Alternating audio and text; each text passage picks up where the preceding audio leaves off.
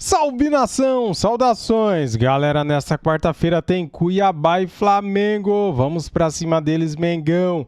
Separei aqui pra vocês este corte do programa Sport Center da ESPN Brasil para falar deste jogo. O que está em jogo? O que vale esse jogo? Vamos lá pro vídeo então? Já deixa o like, se inscreva aqui no nosso canal e ative o sininho. As imagens são da ESPN Brasil. Link na descrição como crédito. Simbora. Uma informação complementar que é o efeito suspensivo, né, do Bruno Henrique. Ele tinha sido suspenso por 2 jogos pela expulsão contra o Corinthians na semifinal da Copa do Brasil. Está liberado e à disposição. A gente já vai falar sobre o Gabigol, que não está relacionado. Há expectativa de que possa e deve ser relacionado no fim de semana.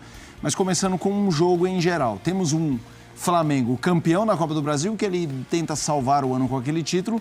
Mas fica a questão do Felipe Luiz para o ano que vem. Tem coisa a ser feita já pensando em 2026, o PAC. Assim, acho que em termos de objetivo para o Flamengo é tentar terminar o campeonato o mais alto possível.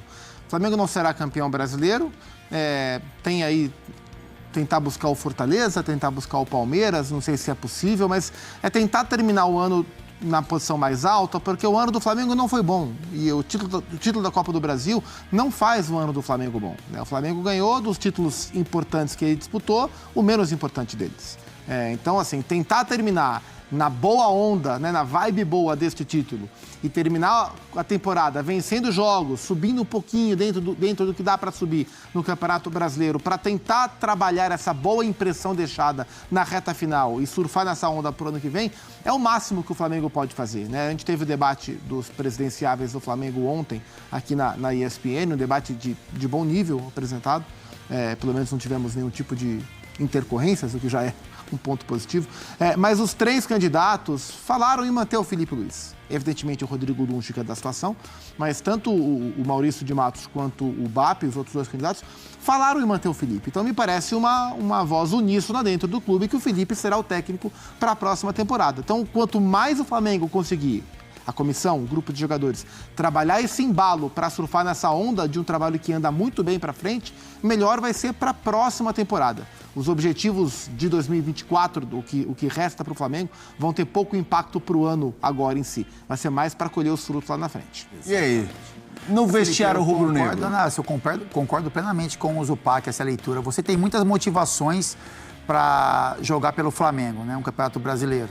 Apesar da vaga garantida na Libertadores, né? Você não sonhar mais com o título, mas tem uma mobilização de torcida, né? O peso de camisa, a pressão que se ia jogar no Flamengo e conseguir resultados, enfim. Mas eu acho que a maior delas hoje é esse cenário Felipe Luiz. Eu acho que assim, é a mobilização de vestiário para que o time continue jogando bem, para que o time continue vencendo, para que o Felipe tenha um final de ano mais tranquilo, para que ele traga ainda mais segurança de trabalho para os candidatos, né, que estiveram aqui ontem na ESPN também debatendo, aquele que vencer, para que possa manter esse trabalho do Felipe Luiz também em 2025. A gente sabe da relação dele com a maioria dos jogadores, né, que estiveram juntos com ele também dentro de campo. Então é isso. Eu acho que o Flamengo tem condições de vencer o Cuiabá, mesmo fora de casa, mesmo com os desfalques, mas eu acho que esse fator Felipe Luiz pode ser um grande incentivo para que o time do Flamengo continue produzindo bem. Gabigol, você citou as motivações, o PAC citou o Fortaleza. É um confronto direto no fim de semana contra o Fortaleza que pega a dupla Fla-Flu, né? Então o confronto contra o Fluminense e depois o Flamengo. Gabigol não está relacionado contra o Cuiabá e pode ser relacionado, a expectativa é que possa ser relacionado. Como é que você está vendo essa reta final? Sobre a utilização, sobre essa contagem regressiva, uma eventual despedida? Assim, do ponto de vista esportivo, tanto faz usar o Gabigol ou não. Ele não vai ficar, o Flamengo não tem muitos objetivos esportivos a serem cumpridos, né? Só essa mobilização daqui para o final, melhorar um pouco a classificação, como eu falei. Então, do ponto de vista esportivo, tanto faz se ele vai jogar ou não, né? Ele voltar para os jogos que restam, especialmente não esse, mas do próximo para frente, pelos 3 últimos jogos, o máximo que vai valer é para dar o direito ao torcedor de se despedir dignamente de um jogador que, goste o presidente atual ou não, goste o vice de futebol ou não, goste o treinador ou não, tá na história do clube. E alguns deles gostam, outros não, tá? Não quer dizer que todos não gostam. Mas a gente falou muito isso aqui. É legítimo que o torcedor tenha o direito de se despedir do Gabriel pela porta da frente. Se o Gabriel não está saindo do Flamengo da maneira mais positiva, mais cordial, mais afável que poderia com as pessoas do clube, com pessoas que mandam no clube, em relação ao torcedor, isso poderia ser feito, deveria ser feito pela porta da frente, para o bem do torcedor e para o bem da memória do Flamengo. Porque daqui a 40, 50, 70 anos, quando a gente não estiver mais aqui, vai se contar a história de 19, de 22, do Brasileiro de 20, da Copa do Brasil de 22, da Copa do Brasil de 24, e vai se falar muito do Gabriel. E é importante que se fale da maneira que ele saiu do Flamengo, mesmo que a negociação tenha sido frustrada em relação à renovação, rusgas com o dirigente, etc. e tal. Então, acho que a volta tem esse conceito, tem essa motivação, mais do que dentro de campo, porque isso não vai mudar rigorosamente nada. E aí, pode assinar embaixo só o que o Zupac falou? Pode. É só isso, não. É só assinar embaixo exatamente o que o Zupac colocou. Eu acho que esportivamente não tem impacto nenhum. Eu acho que o Flamengo vai conseguir se virar bem nos últimos jogos. Os objetivos são menores, né, com relação principalmente à pontuação do Campeonato Brasileiro. Mas diante da história do Gabigol, né, do relacionamento que ele teve durante a maior parte do tempo com o torcedor, eu acho que é merecido ele sair pela porta da frente, ele ter essa despedida com o torcedor dentro do campo. Independente da movimentação de arquibancada, a gente não sabe o que vai acontecer, né? Se o torcedor vai demonstrar todo o carinho que a gente imagina para o Gabigol em campo, ou se vai ter algum tipo de movimentação negativa, mas é um direito do torcedor ter essa movimentação, como também por méritos aí pela história construída no Flamengo, o Gabigol também merece essa despedida, né? E volta a repetir o que a gente falou do Ramon Dias, né? O problema do Gabigol não pode... O problema entre pessoas, entre Gabigol e Landim, Marcos Braz, não pode ter relação com a instituição nesse momento e principalmente com o torcedor. Então, eu acho que o torcedor do Flamengo merece essa despedida. Eu acho que o Gabigol, por tudo que produziu, também merece estar em algum jogo dentro do campo para sentir ter esse último relacionamento com o torcedor flamenguista, e a gente torce muito para que isso aconteça. Você, só pra gente seguir, assina aí. Como é que você assinaria embaixo? Só assina embaixo. Ele é canhoto, gente. Você vê só. E o Zupac também.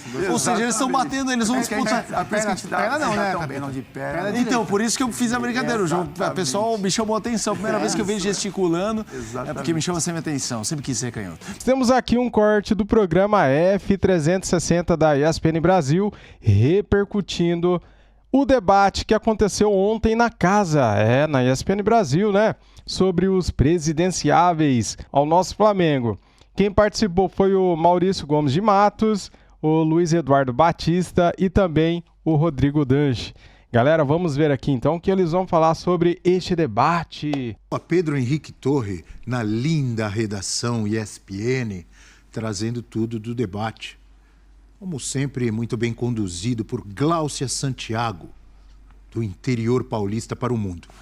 Amigos e amiga, Natália Ferrão, professor Celso, Rafael Prats, quem for eleito agora no início de dezembro, terá quais objetivos, quais os principais desafios do futuro presidente do Flamengo?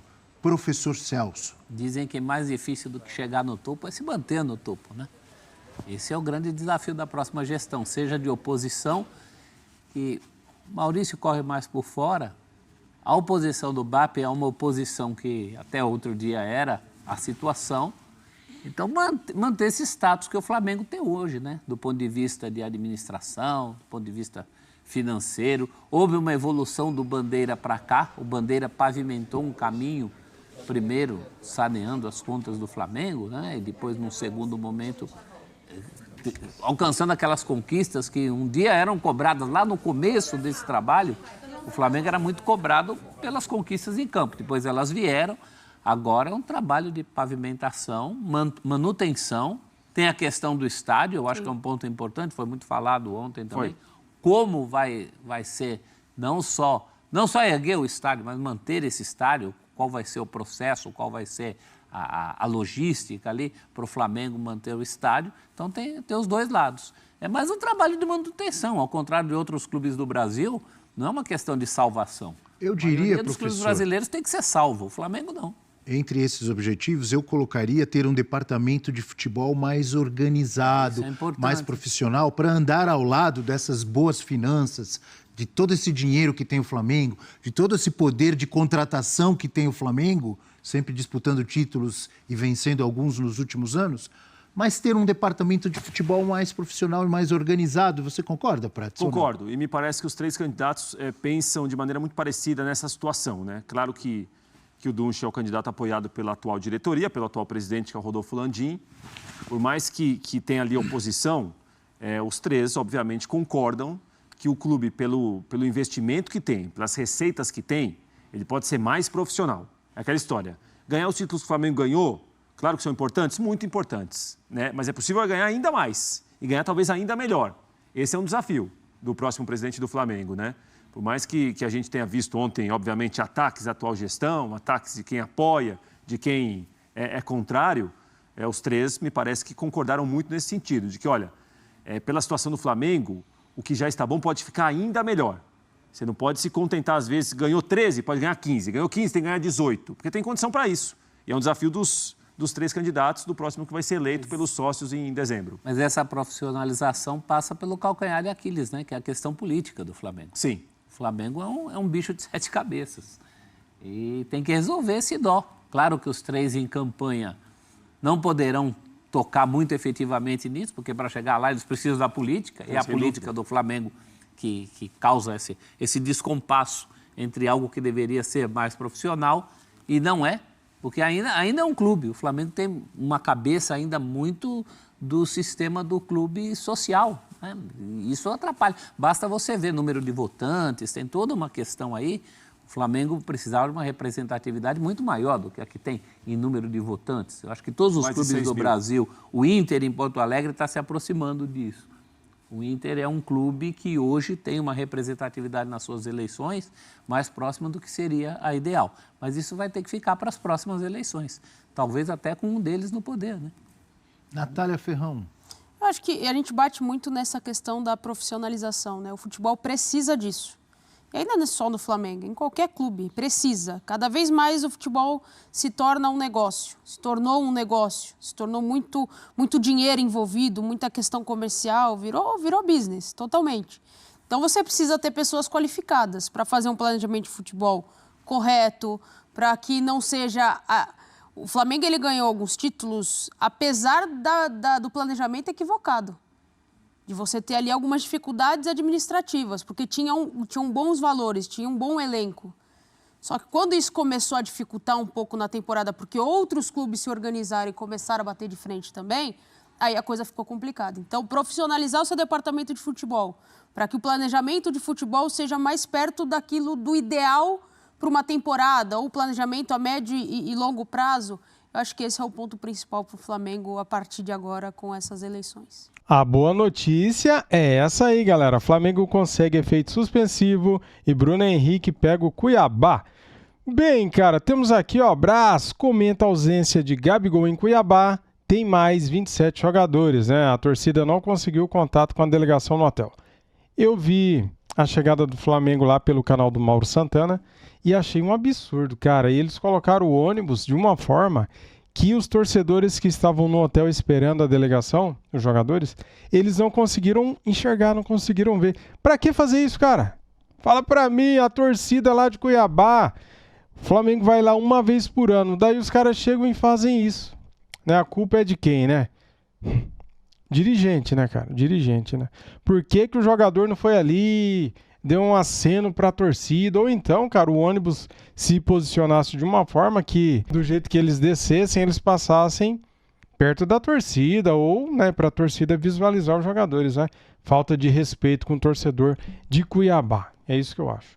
Um ano após pendurar as chuteiras, Felipe Luiz reencontra o Cuiabá. É verdade, hein, galera? Ele se despediu, né? Contra o Cuiabá. Vocês se lembram? Eu me lembro. STJD, Galo pode perder até 10 mandos e levar multa pesada. Tem que acontecer isso mesmo. 10 mandos de jogo, sem torcida, né? E levar uma multa pesada. Arena MRV interditada. Quanto o Galo perde sem jogos no estádio? Tem a reportagem aqui para a galera que tá afim, né? Vai lá e descobre. O Botafogo tem 68 pontos com 33 jogos, Palmeiras 64, Fortaleza 63, Flamengo 59 pontos. O Flamengo está a 9 pontos do Botafogo, faltando ainda 5 rodadas para o término do Brasileirão. Internacional, 59 pontos, a mesma pontuação do Mengão. O Flamengo já está garantido na Libertadores porque foi o campeão da Copa do Brasil. O São Paulo tem 57 pontos, o Cruzeiro 47, o Bahia 46, o Vasco 43, o Atlético Mineiro 42, é o 10º colocado. Tomara que fique sem Libertadores.